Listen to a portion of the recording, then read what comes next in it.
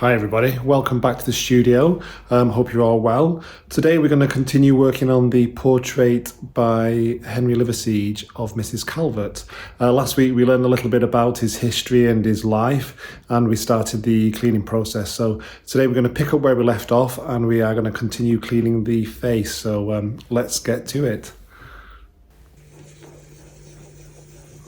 So as you can see now, we're halfway through cleaning the face and removing that very discoloured varnish, which also is holding some dirt and grime in there as well. You can see it's quite heavily recessed in the texture of the painting. So this lady's wearing a very elaborate bonnet with very large lace frill and bow on top, so she's obviously made an effort for this portrait. So the identity of this is Mrs. Calvert, and we know this because Mr.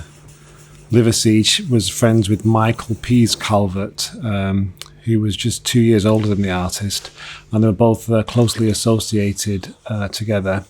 They were both painters. Michael Calvert was a landscape artist, and they obviously struck up a friendship from regular meetings that they held at the Wheatsheaf Public House in Manchester. This is not far from the Northern Quarter and is still there. So it's been quite nice to visit some of these places in Manchester and know that these are the spots where he would frequent and have these meetings. So this is a portrait of Elizabeth Calvert, Michael's mother. She would have been in her late 60s around this time, and whether Elizabeth commissioned the portrait or a son, we don't really know.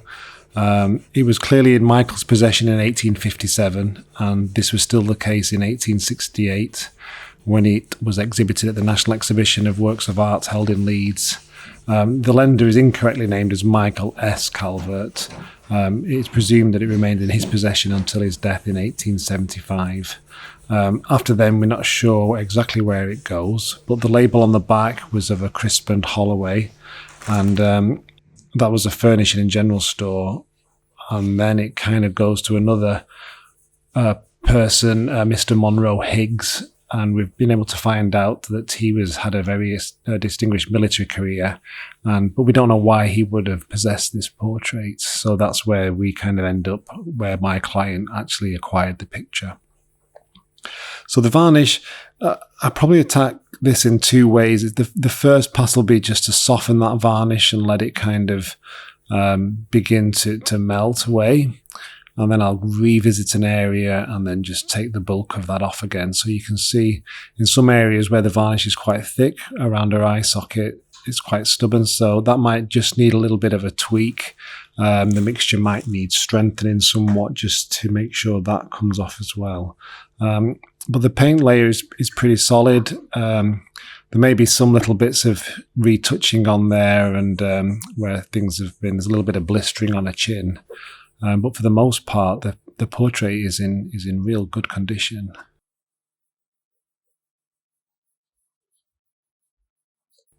I always enjoy this stage as well, where the face is revealing. You know, you've got the half and half there, and you can still see how discoloured it was on the chin. And what you find happens as well is that once you've done the clean and you've removed that varnish, you almost forget how bad it was. Because I'm focusing now on little areas, small bits where the varnish is left over. And then that dramatic change, I've already forgotten how strong that varnish was discoloured.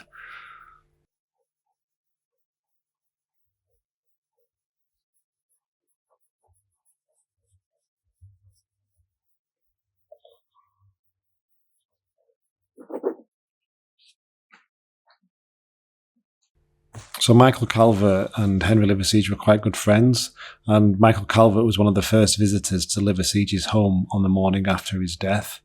So they must have been quite close, really, and they must have spent a lot of time together.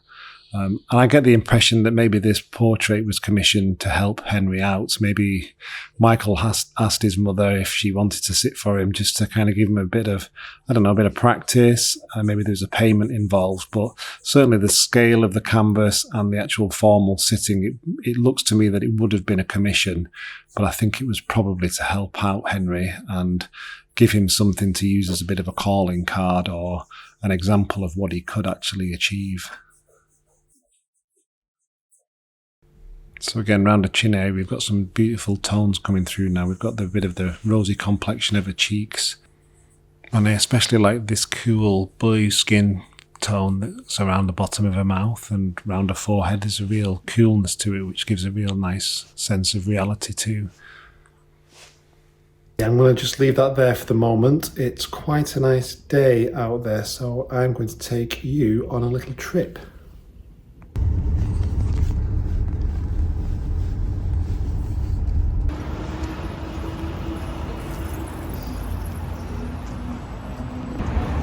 So here we are on our field trip. We've come to Salford Museum and Art Gallery, and we are going to access their collections department to look at a painting. Right, let's go inside.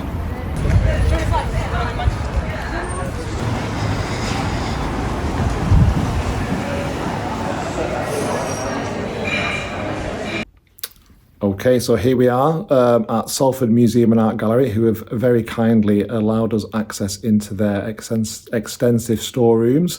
And here at the back, we can see the portrait that I have come to view. So let me just quickly bring you down here and flip this over.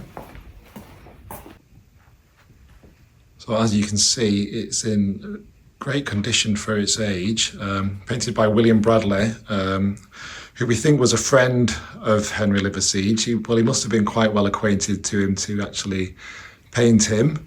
But what is interesting, I've just been chatting about, is that he's not actually showing any evidence of being an artist as such. He's holding a pen and he's got letters here. So maybe he's presenting more of himself as a learned man rather than an artist at this point.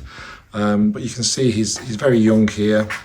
We think this might be about 1820 or something like that, from the manner, the dress that he's got on there as well. And he does look young. He's got a bit of colour in his cheeks, so maybe he wasn't feeling too unwell at this time. But yeah, it's really, really nicely painted. So we've just turned the lights off now to kill some of that reflection, and you'll get a better idea of the portrait. Not sure what's going on in that background there. It looks like he's got a kind of landscape view of something happening there. But here's his letters. So whatever he's doing, he's been writing some letters, obviously important letters. He's got his watch chain in there. And that's quite an elaborate looking pen as well that he's holding. Obviously on some kind of nice upholstered chair. So I don't know, he's presented himself here, something slightly different to an artist, but maybe he does want to show himself in a different light. But he is very young, and there is a very inquisitive kind of charm to his face as well, so it's no wonder he was well liked. But yeah, it's a nice portrait. The other painting I wanted to show you here is The Recruit. Now this is a version of The Recruit that Henry Liverseege painted, and it was one of his more successful paintings. So I just wanted to look at this example and then compare it to some of the other ones that I've seen online. You can see that it's had an attempted clean round the actual Recruit, and there's some scratches to the surface as well, so not the best condition. So here is the version of the King Shilling that Salford Museum and Art Gallery have in their collection as well. We've just been chatting, and we're not sure if this is actually attributed to him or after him. He may well have done a number of different copies of this painting. It was one of his popular genre paintings that he did do. And if memory serves me, I think this may have been the one that he got accepted into the Royal Academy, but I'll have to check that. But we do know there's about 4 or 5 different versions of this painting. One's at the Whitworth Art Gallery, I think there's one at a military museum down south, and is it Worcester Museum? In Worcester Museum. Now I'm getting my expert advice here, this is what I've come for. So yeah, maybe Worcester Museum's got, I think that might be the original. And what I might do is pull up some different versions that I've got photographs of, and you can see the difference. But this painting's definitely had a life. It's definitely got plenty of tales to tell. But yeah, I'll show you them other versions now. Okay. So this is the original, and this is at the National Army Museum. It shows the recruit there. He's obviously had a few drinks the night before. He's been given the King's Shilling. The 2 soldiers look quite assured they've done their job, kind of semi-admiring him. He looks a bit shell-shocked. And then we've got the other soldier in the background with the wooden leg, who obviously knows what actually joining the army is all about. But the palette in here is very subtle, it's very gentle, it's very light, and I think there's a lightness of touch to the faces as well. And I think this is the way that, looking at other examples of Liverseege's work, that this is how he prepared. It was very light and deft of touch, like our Mrs. Calvert. Another version here is at Worcester City Art Gallery Museum. Now, whether this is by him or not, again, I'm unsure, but it's a totally different palette and it's a bit rougher. This one's at the Whitworth Art Gallery in Manchester. Again, very well rendered, just a lot stronger in tone. And then the last one is the version at Salford Museum and Art Gallery that I think is listed as a copy on the UK Art website. But again, probably not by Henry Liverseege himself. Okay guys, how good was that? I was so lucky to be able to get to see the collections at Salford Museum and Art Gallery. A massive thank you to the team there for letting us view their archive. And yeah, let's get back to the studio. By the way, if you ever are in Salford and you want to come and visit the museum and art gallery, it's a great resource. There's some fabulous paintings that they've got here.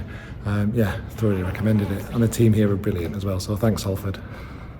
Right guys, so that's my afternoon trip out there. I could spend all day in that collection department, pulling out paintings, talking art, seeing what they've got down there. It was so good of them today to let me have access to see that painting and fill in a few more blanks about Henry Liverseege. So right, I am definitely going back to the studio now. Okay, cheers guys, speak soon. So there was two reasons I wanted to do that. One was to kind of see the portrait by William Bradley and see how other people may have seen Henry Liverseege. And from that picture, he looks like a very gentle kind of soul, which kind of ties in with the story that we've heard about him. And the way he applies his paint, I think that comes through in his character as well. And I think that's what was captured by that portrait of him, that he was a gentle kind of character and he was very light with his touch. And again, if you look at these fingers, if you look at that thread from the one hand to the other, there is a lightness to how he's put that paint down, and the tones. So that blue tone on the fingers is it's almost translucent. And that first painting of the recruit that I showed you, again, the layers of painting that were very translucent as well. Just here now, I'm just looking, there's multiple varnish layers on this painting that are removing at different stages. So I think at some point it's been refreshed. Now, whether it was cleaned and refreshed or whether another varnish layer was just come on to kind of give it a bit more brightness. But yeah, it's coming off in layers, and you can see here that left hand of hers is cleaned now. But then I've got at least another 1 or 2 layers on this right hand and a very thick element on her wrist. And then the other thing I wanted to do at the gallery was look at that copy of the recruit. I was intrigued whether it was by Henry Liverseege, but when I viewed it straight away, you could tell that whoever had copied it, it wasn't to the same quality and level as the other examples that I have seen there. But yeah, it was interesting to see. A number of those paintings had been left to the gallery and bequeathed from collections or private individuals. And it's always interesting to go to a collection like that and see what they've got downstairs. And many public institutions, they have such a mountain of work underneath what you actually see in the gallery. And that's not just Salford, that'll be Manchester Art Gallery, the Whitworth Art Gallery, and any institution in your hometown as well. Many people maybe bequeathed a painting or have inherited a painting. They find it's by a listed artist and they want to donate that to a public collection. And these museums, they haven't got the money to restore everything, and they haven't got the time and space to show everything as well. So it's always interesting to see what they do actually have in their collections. And places like Salford, they are public, so you are more than welcome to go down, make an appointment and view works. And you'll find that the collections team are always quite happy to share that work with you and have a chat with you about what they've actually got in stores. So Right, this is the shawl area now. And on the left part of this shot, you'll see her shoulder, which I think has had some kind of clean before because it does look quite brighter already. These tones should be coming through as off-white or cream. And again, it's quite thick here. The varnish layer, there's a lot to remove. And it takes a bit of time to actually, the solvents to start removing that varnish and getting to that paint layer.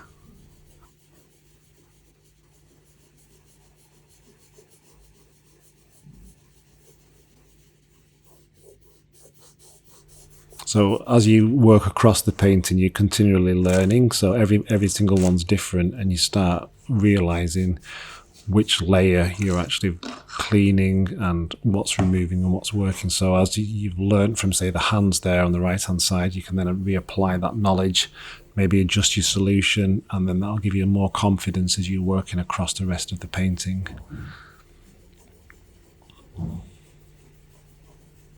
So you'll see here now on that second pass that I'm actually getting, the tones are actually coming through cleaner now, and I'll actually be getting more of that discoloured dirty varnish onto the swab.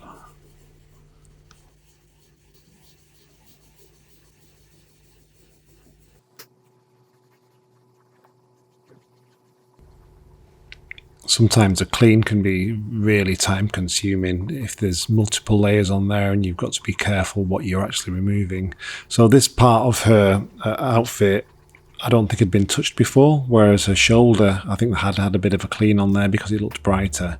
So when I actually start taking that swab over onto the shoulder, you'll see that the clean's more dramatic straight away, because for whatever reason, there's already been a clean attached on there. So straight away that colour just jumps straight out. You can see that I'm not biting through as many layers as I was on that initial section, and the difference is a lot brighter straight away. But again, these are all the little mysteries that a painting will reveal to you as it progresses, and you're constantly assessing what you're doing, how you're working, and how that approach. But there, straight away again, same solution, but it's just jumping straight through that dirt and grime there.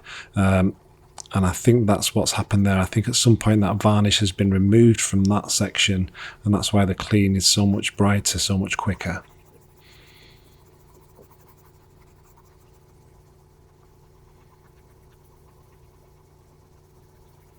And again on that arm, a lot quicker to clean that arm there than we had before, where there was still that thick varnish on there that wasn't removing.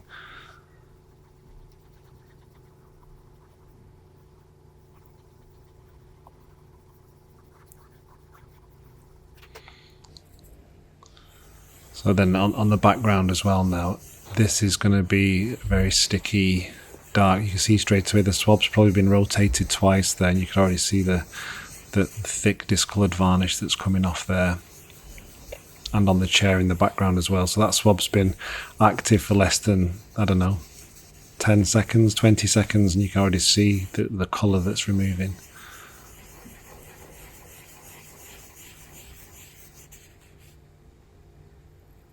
Yeah. So that's, again, it's a mixture of a discoloured varnish, maybe some overpaint in the background as well, because that was quite solid. And then this is her, I think this is the raw wool that's on the, I'm not too up on my spinning history, but I'm sure someone will help me out in the comments, but this is the raw wool, or cotton rather, that's coming off that bale, and then as it's twisted around there, she's going to be pulling that down into a thread. But this colour, the colour tone is the same as her lace garment as well, so I'm expecting the same kind of results from that. But again, it's quite thick with varnish, so I don't think anyone's attempted a clean on this section in the past, unlike the shoulder section before that jumped off, which can be disappointing. I just love a straightforward clean where it's just one varnish that removes and there's no restoration underneath. But when you start getting to paintings of this age, that very rarely happens. They've all had a life. They're all hiding secrets. So again, you just have to be patient and keep working through, and trust your solution, and trust the tests that you've made, that you are taking off what you want to be taking off. So on the left hand side now you can see that she's looking quite opaque, so as you're cleaning the residue and the bits of varnish that you've broken down kind of bloom and turn like a chalky white. So as you're cleaning the portrait, kind of the surface dries out. So what you'll do once you've finished the mechanical removing, you'll take that off with another very weak solution and just keep removing that till there's no bloom and no dried varnish particles left on the painting. And the other thing that does, when you actually revarnish as well, then that resaturates the painting and gives it the life back and gives it the depth and the colour.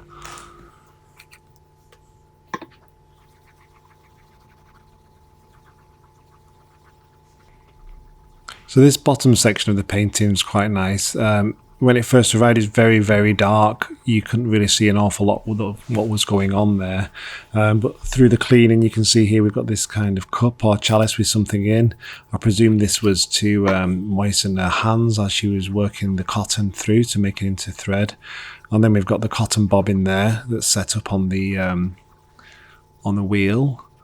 But just cleaning those top layers off, you can start to see the structure here. So he's obviously taken his time in getting this correct, and I'm sure if you had the time you could probably find out exactly which model or make this spinning wheel was.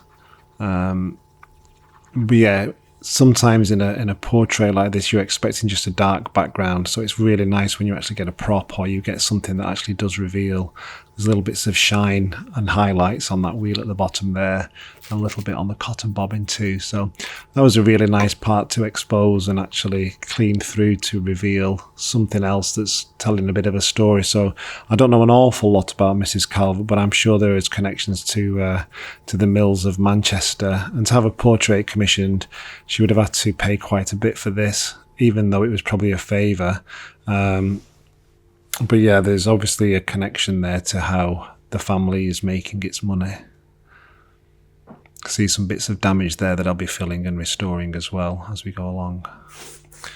But we're at the stage now where we're going to apply a varnish layer. This is going to be a barrier varnish layer, and then once I've done this, there's just a few small areas of retouching that unfortunately I don't have the footage of, but you'll see me applying this barrier varnish now, and you'll see the colours just start to come through once it's applied. So again, this is my hydrocarbon varnish, which is fully reversible and it's got really good aging properties, so straight away you can see the quality of that portrait come through. So Henry did a good job here, a lot better than his pub signs most probably. It's a shame he died so young. When he returned from London in 1831, his mother had taken ill and died shortly after his return, and then his own health, so ever fragile, had been deteriorating, and he was living at Gore Street now off Piccadilly with his aunt Grace. He worked through the winter of 1831, but in the new year confided to his friends that death was with him dealing, and his limbs became swollen, and on the eve of his death he retired to his bed. When they actually did the autopsy on him, they discovered that he had one lung hadn't formed since birth, and it was just solid muscle. So he was living his whole life on one lung, and no wonder he was such a weak and sickly kind of person because of that deformity. But he was a gentle soul. Here we can see, again, the portrait as it arrived. You can see that discoloured varnish on there, the dirt, the grime, the years of neglect, and then attempted cleans from previous dealers or restorers maybe, the little bits of damage in there. These areas I have filled and restored. Again, I haven't got the footage of that, I'm sorry, but they were tackled with a heated spatula and laid flat. We didn't do a full reline because even though it's showing craquelure, there was no severe damage, and it has been relined in the past and there was nothing loose, so we've just done a clean on this because the surface was quite stable. And here she is restored with the final top coat of varnish on. So much richer, so much cleaner. You can actually see the portrait as intended. That's quite a luxurious chair she sat on there actually. But for me it's his tones, his soft focused tones, the delicacy of his paint layers. just really subtle the way he applies it. And then that's the portrait again from distance. And the hands, it's the tones in the hands for me, that bluey cold kind of flesh tone that gives it a real depth of character. And then, of course, the intricate lacework of a bonnet. And here is the young man, Mr. Henry Liverseege, just such a tragic tale, really. He was buried at St. Luke's Church, which was then demolished, and then he was later interred at Southern Cemetery. And there was a plaque from St. Luke's Church with a memorial of him, and that's in Manchester Art Gallery now. And there are collections of his paintings. There are collections of his paintings in Manchester in the Whitworth Art Gallery. I do feel he is a little bit unknown in the Northwest. But it would be nice if some of these paintings were on public display and a little bit more about his life was out there. But yeah, it's been nice to learn about him and know that he was in this area where the mill is, where I do my restoration work. And I think that link is really quite nice to know that he walked these same streets in a very different time to what is happening now. And trying his best to make it as an artist in his own way. So thank you, Henry. We've enjoyed working on your portrait. Well, I hope you enjoyed that episode on Henry Liverseege. I'm just thinking it's quite sad, really. I think it seems like he had such a tragic life, and he tried to, make his own way in the art world, and he had a lot of supporters and people who liked him. He must have been a very likeable person. But what a tragic story to die so young and to have all those health conditions. And I just think it's quite sad. I know there's millions of artists out there that never really made it or don't ever make the kind of success or fortune that they wish they had.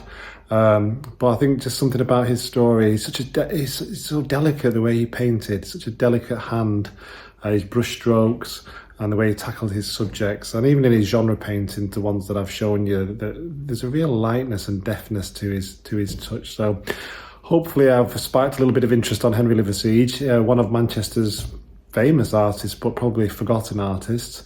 And I'll put some links in the description as well of stuff that I've found out, and maybe you can do a bit of research yourself. I hope you've enjoyed that, and I will see you on the next video. Okay, guys, thanks very much.